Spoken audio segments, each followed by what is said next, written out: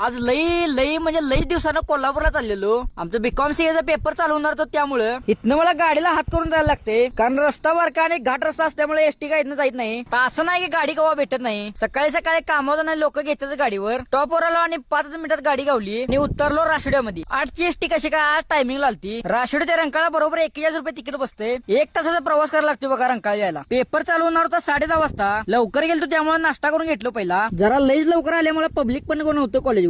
वर्गात गेलो आणि जरा वाचत बसलो. 10:30 वाजता पेपर चालू झाला आणि 12:30ला संपला. 2 तास बसून लई भुका आलेल्या. सुरजाला म्हणलं आता काय खायचं, कारण दोघांच्याकडे होतं फक्त 30 रुपये. 30 रुपये म्हणल्यावर चकुली वड्याशिवाय काय आठवलं नाही समोर. नवीन जागेत चालू केले बघा. चटणीसाठी खातोय वडा मी. आणि कोण कोण खाते सांगा चटणीसाठी वडा.